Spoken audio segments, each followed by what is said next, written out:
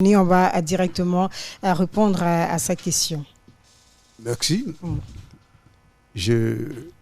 Vous pouvez me reprendre un peu. Voilà, il parle en tout cas de la nouvelle constitution parce qu'on parle de l'émanation du peuple. Est-ce que vous êtes d'accord que c'est la volonté vraiment du peuple?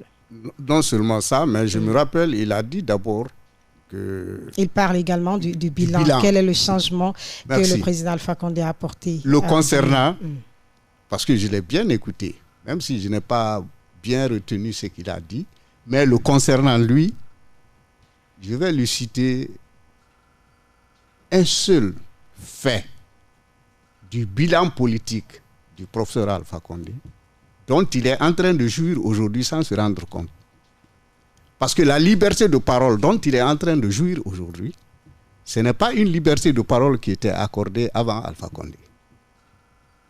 Il peut ne pas le reconnaître, mais le peuple de Guinée sait que c'est la vérité. C'est ça. Il y a aujourd'hui la liberté pour tous les Guinéens de s'exprimer objectivement sur tous les problèmes qui concernent la Guinée. Je pense que ces émissions interactives, si elles existaient avant Alpha Condé, moi je n'étais pas informé. Ça déjà, c'est un acquis irremplaçable. Ça permet à lui et à moi de se discuter, de faire des débats pour trouver des chemins qui peuvent profiter au peuple de Guinée. Ça déjà, c'est une brique qui est posée. Il s'arrête sur la brique, mais il ne se rend pas compte que cette brique-là lui permet déjà de s'élever un peu. Donc ça, c'est un acquis, le concernant lui personnellement. Les autres acquis... concernant le peuple... ça concerne tous les Guinéens, mais particulièrement lui, qui est en train de faire semblant de négliger cet acquis, alors que c'est de cet acquis qu'il est en train de profiter pour vous appeler et moi me poser des questions. Ça, c'est un acquis de la gouvernance du professeur Alpha Condé, la liberté d'expression. Voilà. Merci. On va prendre cet auditeur avant de répondre à sa deuxième question. Allô, bonjour. Bonjour. Oui, votre nom, vous nous appelez d'où? Je suis Excellence Balde Mokaramoko Alpha Mokankalabe depuis Madina, ancien poste. Allez-y, nous vous écoutons. Voilà, monsieur Keta, bonjour. Bonjour, Karamoko. J'ai deux questions à vous poser, deux en une. Oui. Avec quel œil percevez-vous aujourd'hui du propos du président de la République en 2015 lorsqu'il est élu? Il a dit qu'il a dédié son mandat aux jeunes et aux femmes. Oui. Et depuis lors, la place de la jeunesse est à la cuisine pour garder le confort des autres. Et les femmes ont toujours des plateaux sur leur tête à 4 h du matin, dans les marchés de Anta Matoto Bessia pour des besoins vitaux. Ça, c'est la première des questions. Deuxième des questions, quel œil percevez-vous aussi des détenus politiques auxquels le ministre de la Justice est parti voir parce que les femmes se sont manifestées à côté des Zérécorés, leurs maris sont détenus à Okan de Soronkoni. Et quelle solution préconisez-vous pour qu'ils obtiennent leur liberté? Et pour finir, hier, pas plus tard, hier à Gbessia, il y a eu distribution de téléphones et les riz pour la population par l'actuel chef de quartier qui est là-bas. Pourquoi aujourd'hui? Pourquoi pas avant? Prenez soin de vous, chaque jour est une vie. Travaillez à la beauté des choses. C'est Excellence Balde Mokankalabe pour vous. Merci donc à vous, Excellence Balde, qui nous appelait depuis Madina, 655 907 907 657 907 907. Allô, bonjour. Bonjour. Oui, votre nom, vous nous appelez d'où, s'il vous plaît? Alassane Diaby, affaire communicant du professeur Alpha Condé. Allez-y, nous vous écoutons. Madame, monsieur Keta, bonjour. Bonjour, monsieur Diaby. Merci beaucoup. Je vous félicite très bien d'abord. Et encore aujourd'hui de continuer le travail en bon train pour aider la Guinée, la nation guinéenne. J'ai entendu la Constitution 97. Je vous demande, on travaille en Constitution 2020 ou bien 97? Parce qu'on l'a posé. La deuxième question encore, on parle de détournement. Le 51 millions, comme tu as si bien dit, c'est à partir au temps d'Alpha Condé, on a vu, il a traduit le col blanc à la justice. Mais le agent-là, c'était détourné avant l'arrivée de Fossé Alpha Condé. L'an 2010, à l'arrivée d'Alphonse Alpha Condé, il a ordonné Mami Diaby de contre RPT. Ils ont trouvé l'agent-là est détourné depuis 2008. Est-ce que, mon frère, tout le détournement, comme vous avez si bien dit, il y a des points de Syria, d'autres mondes de Riaï, tout ça là se trouve au table. Air Guinée, on l'a fait voir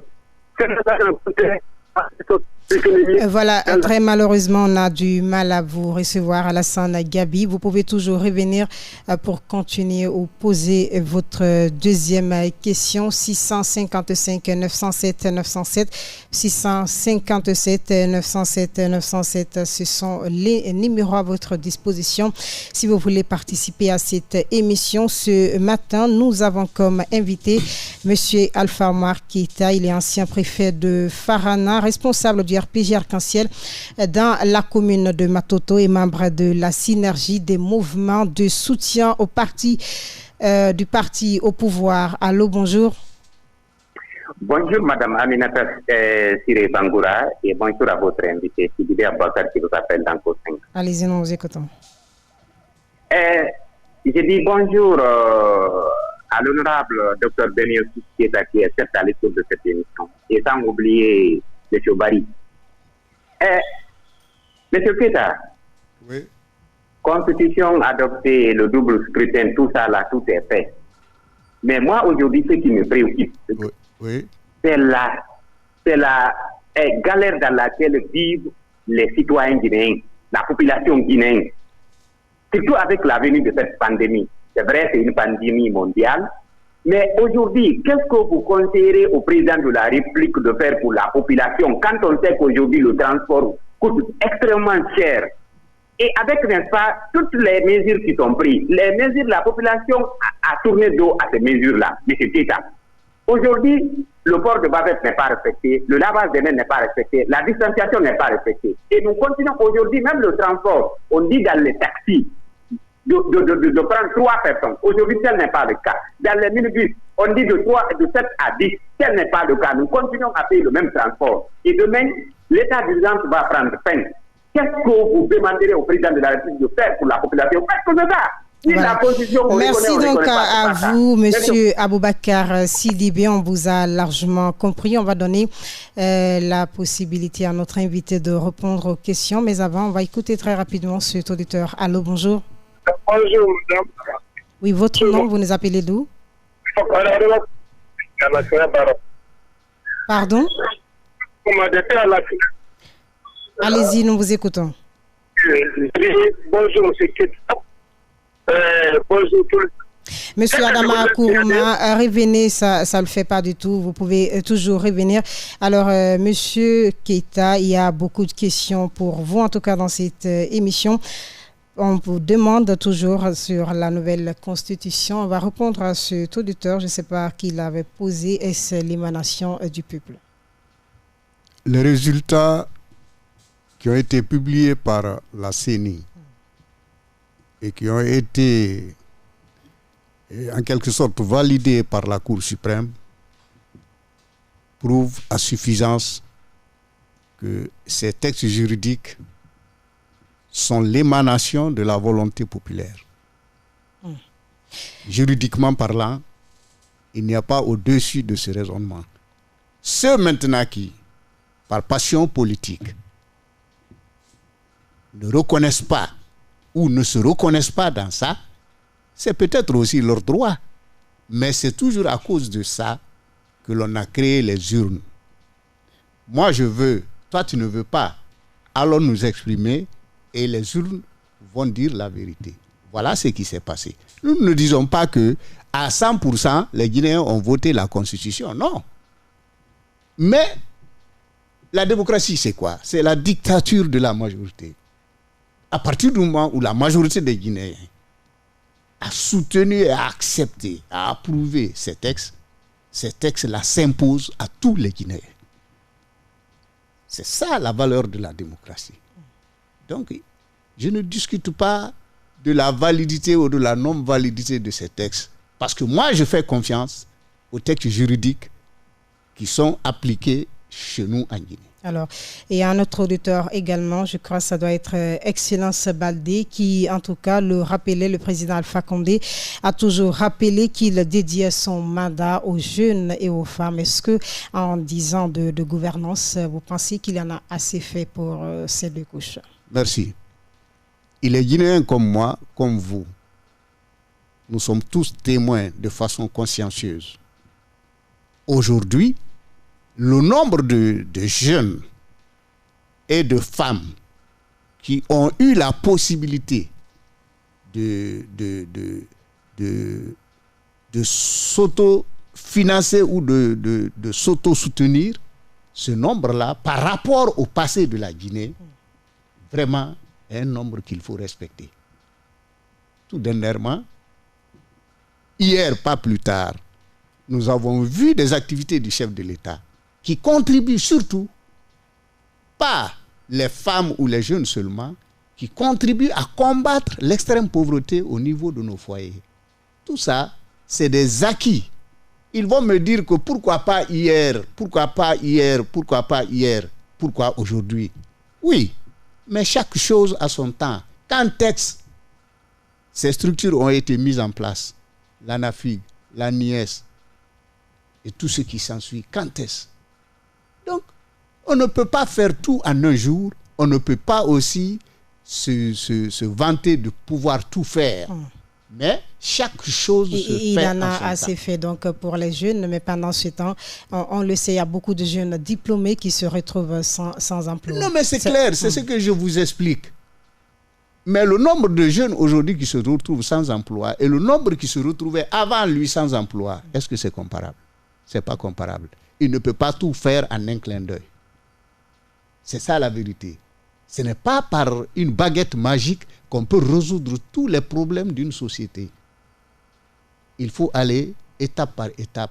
L'espoir est toujours permis. Oui, l'espoir est permis parce que si le nombre est en train de diminuer, ça veut dire que le nombre finira.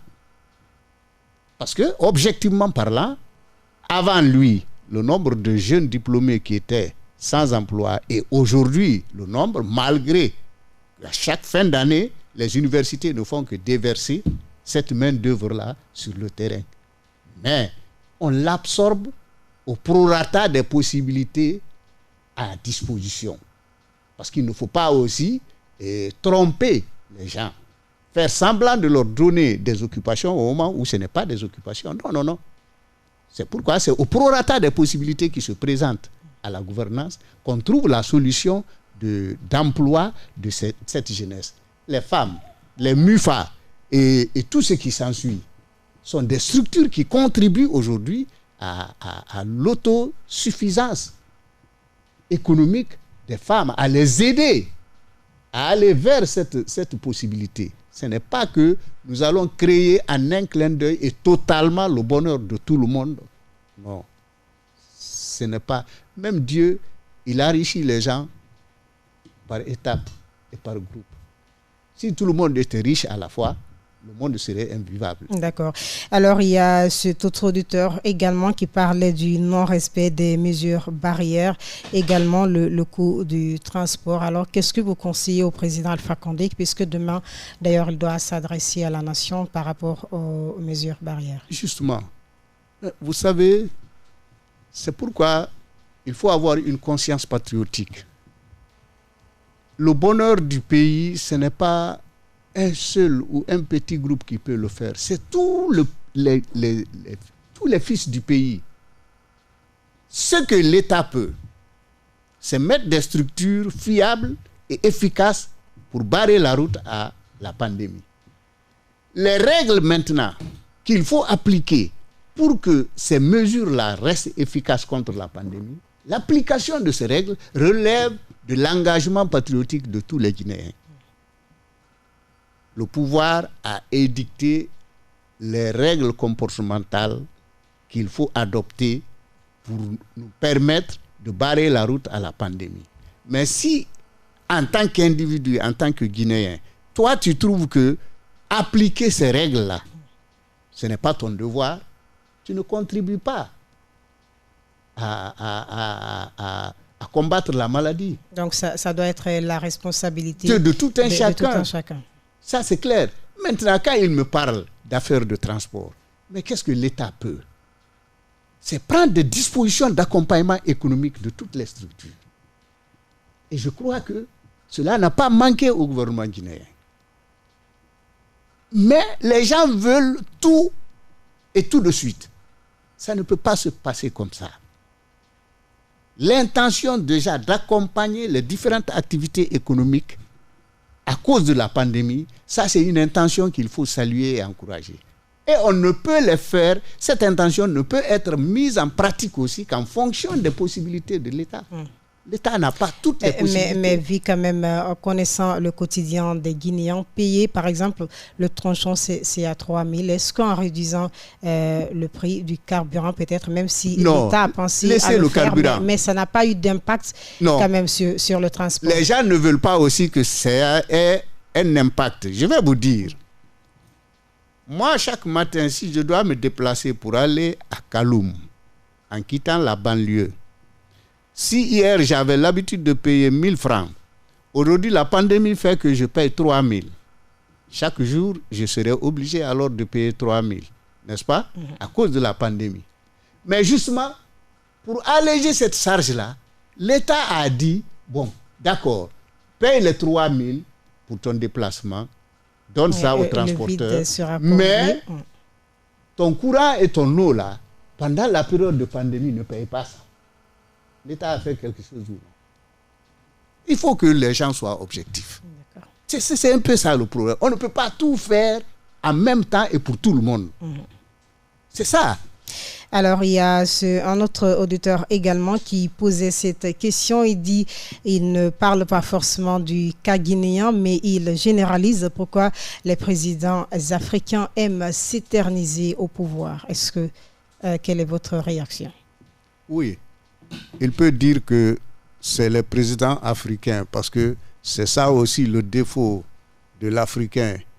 Il se voit toujours, il se minimise le premier. En Europe, il n'y a pas de président éternel. Poutine vient de modifier ses textes. Qui a parlé? La Biélorussie. Ça, ce n'est pas l'Afrique. Dis donc. La gestion politique des entités dépend aussi d'une géopolitique, des régions dans lesquelles ces entités sont. Il faudrait que les gens sachent tenir compte de ces réalités. Ce n'est pas ça, ce n'est pas le propre de l'Afrique seulement. En Allemagne, la chancelière, elle a fait combien de mandats? On va me dire que les textes ne se ressemblent pas. Mais chaque texte s'adapte à son peuple. C'est ça la réalité. Il ne faut pas qu'il africanise ça. C'est pourquoi j'ai fait personnellement des publications et j'ai demandé à tous les Africains, désormais, il faut africaniser la démocratie. Au lieu de continuer à occidentaliser cette démocratie africaine. Non. On doit la faire en autre on l'a fait en Afrique parce que l'Afrique est essentiellement une société démocratique. À partir du moment où son organisation sociale est basée sur les communautés. Ce qui est clair, c'est que nous sommes plus enclins à la démocratie que ces Occidentaux. Il faut qu'on se dise la vérité. Mais si on se minimise nous-mêmes, on pense que la réalité ne vient que de leur côté. Il faut désormais, tous les pays africains doivent désormais refuser de continuer à occidentaliser la démocratie africaine. On doit maintenant africaniser cette démocratie, c'est-à-dire la faire à l'africaine. 655 907 907 657 907 907, ce sont les numéros qu'il faut composer pour participer à cette émission. Plus que 10 minutes à passer ensemble. Allô, bonjour. Bonjour, madame. Oui, votre nom, vous nous appelez d'où très rapidement, nous vous écoutons. C'est Barry, je m'appelle de Bessia. Allez-y. Ok, je voudrais vous dire, madame, vous savez ce qui fait le mal de ce pays? Les illettrés, ce sont les gens qui sont les plus conscients, les plus honnêtes dans ce pays. Alors ça ne devrait pas l'être. Ça devrait être à l'inverse. Quand on a eu la chance d'aller à l'école, on étudie pour être honnête, pour servir son pays, mais ce n'est pas pour se servir. Je devrais dire à l'invité là, on ne peut pas parler d'un pays à l'air. Pour parler il faut parler des chiffres. Vous faites des statistiques sans parler des chiffres. Je voudrais vous tout simplement, parlons basiquement. Le professeur Alpha Condé est venu à Djemtis, il a trouvé un sac de riz à 180 000. Les magasins témoins en parfois on revendait à 170 000, 165 000. Aujourd'hui, c'est à 315 000. Le président a trouvé un litre d'essence à 5 000. Aujourd'hui, c'est à 10 000. Le président de la République a trouvé $100 en Guinée à 700 000. Aujourd'hui, c'est à 1 million 50 000, 1 million 30 000, parfois 1 million. Pourquoi dire que ce pays-là, on peut marcher comme ça? On ne s'agit pas de dire. Vous savez ce qui fait moi, à la place du président, dans la nouvelle constitution, j'allais mettre un article interdisant toute personne parler de mon nom. Tu parles à ton nom. Toute personne Merci donc à vous, Madame Barry Oumou, d'être intervenue dans cette émission. Vous a largement comprise. 655 907 907 655 907 907. Allô, bonjour. Bonjour, Madame Bangoura. Oui, votre nom, vous nous appelez d'où? Mon nom est Alpha Condé Diallo, je vous appelle de Kétikémaya. Allez-y, nous vous écoutons. Je dis bonjour à votre invité. Tout à l'heure, je vous ai écouté, je vous ai expliqué, et à plus Z, Alpha Condé ne sera pas troisième mandat, il est en train de faire premier mandat. Alpha Condé qui était là 2010, puis les partis où les morts, l'autre Alpha Condé est revenu. C'est que je vous prie, tenez le bras au dos. Personne c'est bon hypocrisie là, premier mandat, troisième et septième République. Il va se dire, vous avez présenté votre troisième mandat, reconnaissez-vous, oui, c'est troisième mandat. Mais ce que vous êtes en train de faire aujourd'hui, pensez que vous faites ça contre un seul individu en Guinée. Ça retombera sur vous. Parce que vous avez pris que vous avez gorgé, RPG va mourir avant la mort de la Alpha Condé. Voilà, merci donc à vous, Alpha Khalidou Ba, qui nous appelait depuis Koza, 655 907 907 655 907 907. On va donner la chance à un dernier auditeur dans cette émission pour permettre à notre invité de répondre aux questions. Allô, bonjour. Bonjour. Oui, votre nom, vous nous appelez d'où? Mon nom c'est Komara Mori, je vous appelle de Dixie. Allez-y, nous vous écoutons. Je n'ai pas de questions à poser, mais c'est de remercier votre invité. Sa façon de répondre à certaines personnes qui ont eu à poser des questions. Il a pu vraiment leur répondre. D'accord. En ce qui concerne le problème du riz, par exemple, le prix. Mais c'est nous qui rendons les choses chères. Eux qui disent aujourd'hui là, que la vie est devenue chère, le riz est cher, qui le rend cher? Parce que le problème a été libéralisé. Si c'est le gouvernement qui prenait le commerce en charge, on n'allait pas être là. Voilà. Merci donc à vous, Monsieur Komara, d'être intervenu dans cette émission. Alors, très rapidement, on va répondre à la question de Madame Barry Oumou qui parlait en tout cas des prix. Merci. Dans les marchés. Madame, vous savez, bon, je ne sais pas si Madame s'est trompée ou quoi, mais vous savez, moi je sais, tout un chacun sait. Au moment où le professeur Alpha Condé venait, là où était le sac de riz, c'était plus de 200 000. C'est à cause de ça d'ailleurs qu'il a créé au départ là même des conteneurs où on mettait le riz dans les quartiers. Il faut que Madame se rappelle. Au moment où le professeur arrivait, le riz était plus de 200 000. Et si le professeur n'avait pas intervenu en ce moment, aujourd'hui, on serait avec le sac de riz jusqu'à 600 000. Ça, il faut qu'on le reconnaisse. Parce que ceux qui avaient le monopole n'étaient pas là, on jurait qu'ils vont créer toutes les difficultés pour empêcher aux professeurs de travailler. Donc, c'est eux qui avaient le monopole. Alors, depuis avant 2010, vous estimez que le sac de riz était négocié à plus de 200 000 francs? Non. Avant 2010, c'était négocié à plus de 2000. Non, ça c'est clair. Dans le marché, tu vas, à 200 000, tu gagnes pas. Aujourd'hui, donc, nous sommes au-delà de ça, pratiquement 300 000 et quelques. Alors, qu'est-ce que vous proposez pour réduire très justement, rapidement? Au lieu de faire tout ça, c'est pourquoi on s'est toujours battu pour une autosuffisance alimentaire. Tant qu'on va acheter le riz chez les autres, on sera obligé de se voir face à des prix vraiment qui semblent incontrôlés. Mais si c'est nous-mêmes qui produisons, je pense que nous n'aurons pas ces difficultés. Laissons tout ça là. Tant que le lacet de notre ventre est attaché et détaché par le commerçant, nous serons obligés de rester à sa traîne. C'est pourquoi le gouvernement s'est toujours battu pour une autosuffisance alimentaire. Quand nous réussirons l'autosuffisance alimentaire, tous ces tralala vont finir. D'accord. Voilà. Alors, très rapidement, on est pris par le temps. Dites-nous pourquoi, quelle sera la particularité cette année avec la campagne, surtout qui va être dirigée par Mwalem Touré dans la commune de Matoto. Non, Matoto, nous venons... Quelle va être quelle sera l'innovation cette année? L'innovation, d'abord, sera constatée sur les résultats. Pas la façon d'arriver à ces résultats. C'est sur les résultats. Ils seront sans contestation.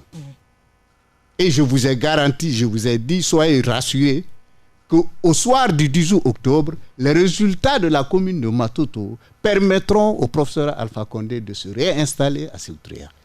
Les stratégies que nous avons, je vous en ai cité un peu. Le fait de diversifier nos points d'appui, que les gens appellent communément QG. Nous, c'est des points d'appui stratégiques. Donc, ici, il ne faut même pas hésiter. Cette fois-ci, c'est tout Conakry qui parlera de la façon dont la campagne sera menée avec succès dans la commune de Matoto, sous la direction de Mwalem Touré et de Hadja Kallo. D'accord. Alors, un dernier message à l'endroit du peuple de Guinée, surtout pourquoi il doit voter pour le président Alpha Condé le 18 octobre prochain. Merci. Le peuple de Guinée est un peuple majeur, un peuple très responsable. Et c'est pourquoi je voudrais que les gens comprennent que malgré tout ce qu'ils pensent que voir aujourd'hui sur le terrain pour dire non, ce n'est pas la majorité qui veut du professeur Alpha Condé. Je voudrais que le peuple accepte d'aller dans la paix et la sérénité, s'exprimer dans les urnes. Le résultat des urnes permettra à tout un chacun de connaître qu'est-ce que c'est que la vérité de la volonté du peuple de Guinée. Donc, j'invite tout un chacun à la paix et à la sérénité. Les élections se passeront. C'est pour justement faire la part des choses entre toi qui veux et moi qui ne veux pas, ou entre moi qui veux et toi qui ne veux pas. C'est pour faire la part des choses entre nous que nous allons aux urnes. Mais pour réussir cela, il faut accepter d'aller dans la paix et dans la sérénité. D'accord. Monsieur Alpha Omar Keïta, merci beaucoup d'avoir accepté notre invitation. Aimables téléspectateurs et auditeurs, nous sommes pratiquement à la fin de cette émission. Grand merci à tous de l'avoir suivi. Mohamed Sangaré, Youssouf Kamara, Alassane Simanka, Vaba Koivogi et Aminata Massiri Bangora, c'est l'équipe qui vous a tenu compagnie pendant ces 1 heure de débat. Ce matin, nous avons reçu comme invité monsieur Alpha Omar Keïta. Il est ancien préfet de Farana, responsable du RPG Arc-en-Ciel dans la commune de Matoto et membre de la synergie des mouvements de soutien du parti au pouvoir. À tous, merci de l'avoir suivi. On se retrouve également la semaine prochaine dans cette émission. Bonne journée à tous sur nos antennes.